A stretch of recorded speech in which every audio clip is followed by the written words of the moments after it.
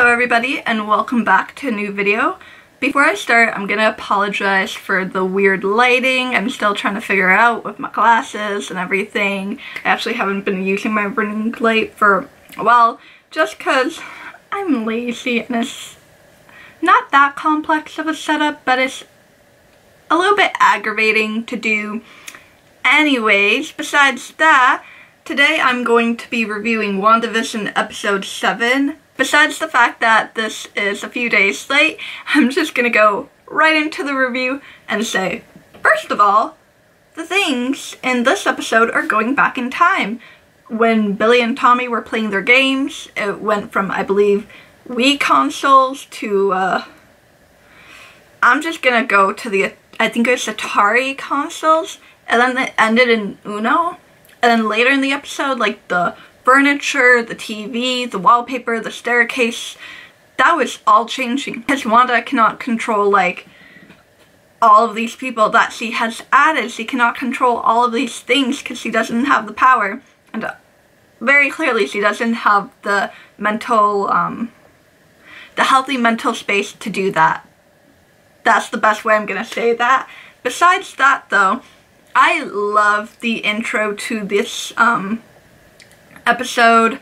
I love how it was very, I believe the theme song was inspired by The Office. I heard that the, intro was inspired by, I think it's called Happy Endings. I'm not entirely sure what it's called. You might have to search that up yourself if you want to learn more about it. But, it ended with a Modern Family inspired title card, and very clearly this episode is heavily inspired by Modern Family because that sitcom is very, I think like mockumentary style, maybe is the best way to put it, but it was interesting to see Wanda actually like talking to the camera and like the other characters too. I like that. Now, when we went to the breakfast scene, if you actually had the captions on, because I like to watch stuff with it, they actually had the radio text. The radio station Wanda was listening to was actually called WNDA, so very clearly Wanda. I don't recall what they were exactly talking about, basically like weather and stuff, but if you want to learn more about it, you can definitely check out a bunch of Easter egg videos on YouTube. They definitely like tear apart every episode. As well, one thing I forgot to mention in the intro is that one of the, Wanda, because it just kept saying Wanda, Wanda, Wanda, Wanda over and over again, is like kind of a hostage style note that said Wanda, or I know what you're doing, Wanda, which, could this be Agnes? Mephisto? Is this Doctor Strange trying to get to her?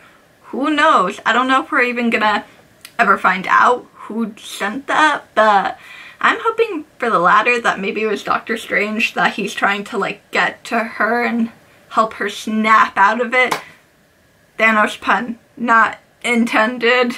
Yeah. There's this one scene where Billy's looking at the camera like, cause Wanda's just, she's lost it. She's like, I don't care, do whatever the fuck you want, just don't be in my way, thank you. And it very much reminded me of, a Jim Halpert from The Office, has very iconic looking at the camera questionably. Anywho, in the last episode, since Vision was dying, I was thinking that maybe he wouldn't remember what happened at all and his memory would just reset, but I'm very glad to know that that was not the case. He remembers, however, Darcy does not. And I love that because she was locked to the car, they turned her into an escape artist. I really do hope she has a bigger role in the last 2 episodes because I love the actress, I love the character, even though people are like, who the fuck was Darcy? She was in the Thor movies? I do not remember that. Like,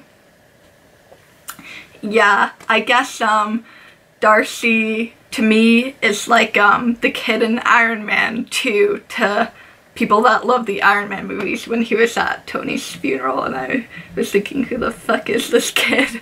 Anyways, besides my weird ramblings, Agnes is very suspicious. Like, Wanda, Why do you keep letting Agnes get what she wants? Obviously, you're giving your children to her. You don't even know her. Sometimes, like, the scenes in this show, I just can't, because I'm like, why can't we just tell you to not do this stuff and just everything is happy? But that wouldn't be a superhero movie or TV show or even comic, because obviously that's not always the case. Now, I think for a bunch of people, we were all kind of like let down that Monica's guy was a girl that didn't happen to be Mr. Fantastic. But people have stated that that's most definitely a Skrull, which is a great thing. They are shapeshifters, so I believe the new Rockstar video said it perfectly, like they can shapeshift into a guy or a girl, so her referring to her guy as a guy, not a girl, doesn't matter because they can be whatever the fuck they want. So, I guess them potentially being Skrulls is an exciting thing, but since so many people don't like Captain Marvel, I don't think they really entirely cared about the whole like Skrull storyline. I know there's still a whole like divide on Skrulls are good, no they're bad, and I believe I heard someone saying this could be like a good setup to Secret Invasion. Now the commercial we had for this episode was very interesting. I'm not going to go into full detail because again I haven't read the comics that have very clearly inspired WandaVision. If you want to learn more, I recommend Easter egg videos, Screen Crush, New Rockstars. They're great. But it was for a Nexus ad, and Wanda is a Nexus being, at least in the comics, meaning that she stays the same all throughout the multiverse. There are other things that change, like people, but she's like a constant. There is no changing in her, and she can be the key to the multiverse, which is a huge thing because they basically pointed at that. But they also pointed at her depression, because this is an ad for depression. And I saw this really great post. I don't remember who made it, but if you look at like Marvel memes all day, you probably have seen it. It was showing how different episodes Wanda's going through different stages of grief, I believe, like denial, aggression, depression. So obviously she's in the depression stage because she doesn't care about like where Vision is, because she feels like he doesn't want to be with her, which can be like a sad thing because it's like, I basically watched you die like 3-4 weeks ago, because in my head it was 3-4 weeks ago, even though technically it was 5 years, but you get the point. Not only that, but I don't think I really noticed Agnes wearing her brooch, because she has it in every episode, but these past 2 episodes I haven't really seen it. Granted, it's shown at the end when they have that big reveal, but I just thought that was an interesting thing to note. As well, our Jimmy Woo is all alone. No Darcy, no Monica. They both went into that reality, and I love how when Monica was going in, there were 4 different versions of her. And again, there's the Captain Marvel scenes like for the sound. It was just a very beautiful like cinematic scene to watch. And then when she came out and her eyes are glowing blue, because clearly now she's becoming Photon, I think that's how you pronounce it, but I don't know too much about her powers. I am interested to know how she's gonna learn how to use them. Also, what exactly is gonna happen? Are people trying to like, are people gonna now be on her bad side because they're like, this is a person with power, this is a very good object to use. Okay, now we're getting closer to the end of the episode. I will say I love the dynamic that we had between Darcy and Vision. It was very hilarious. It was a nice comedic relief that we needed in this very stressful episode.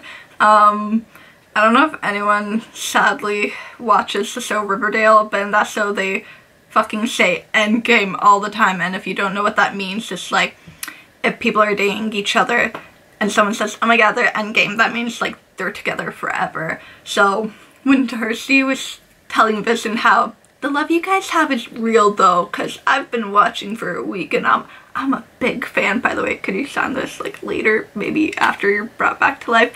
Anywho, so one could say that they're endgame, pun intended, Avengers pun intended, yes. Now, when Wanda is confronting Monica, like, holy shit, when, like, Wanda said, maybe I am the bad guy. No, you are not. You are just a woman in grief. And, like, are you fucking kidding me? With the superheroes that are in the Avengers, you wouldn't think to give this woman, like, mental, like, help. A therapist.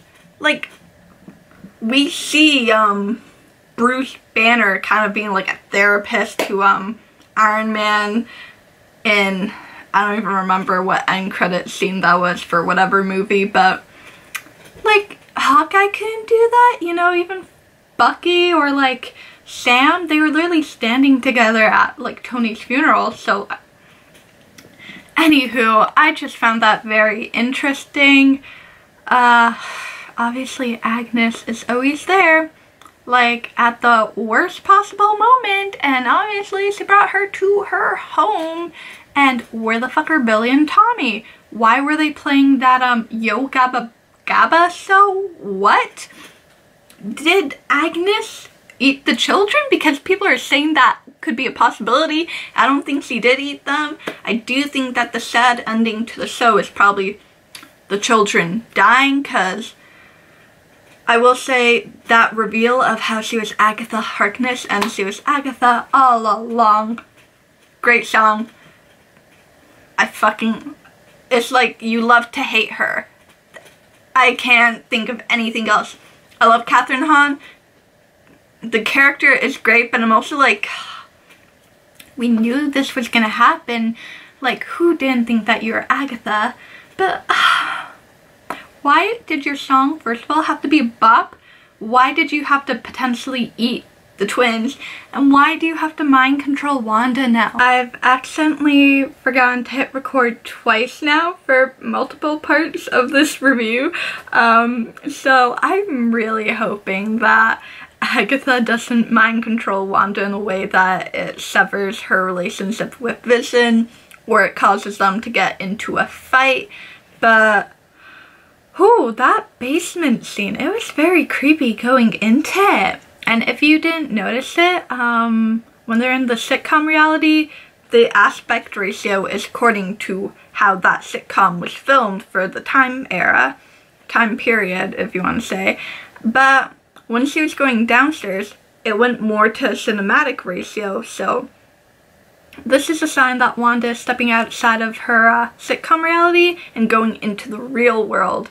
And, I just, like, we all fucking knew it was Agatha, but damn, what a shocker, you know? Not really. I'm only gonna bring up one more thing because, I don't remember what I said when I didn't film the ending. Great job, Sandra. Me editing this video is gonna have so much fun, but when Vision came back, because obviously he was dying, he was outside of the sitcom reality, but when he was brought back to the sitcom reality, people made a note that his eyes were different, and I think during the show I subconsciously like noticed something was a little bit off about him. It's because whenever he goes like back to his normal Vision form, he still has human eyes, and people are saying that this is because that's how Wanda is deciding to view him as. But when he came back to the pocket reality for a second time, his eyes became robotic, like in previous MCU movies, like Age of Ultron and stuff. I honestly don't think it's that big of a deal. Personally, I'm gonna guess that's because he like was outside of this reality and then brought back, so something like normal about him came back, if that makes sense.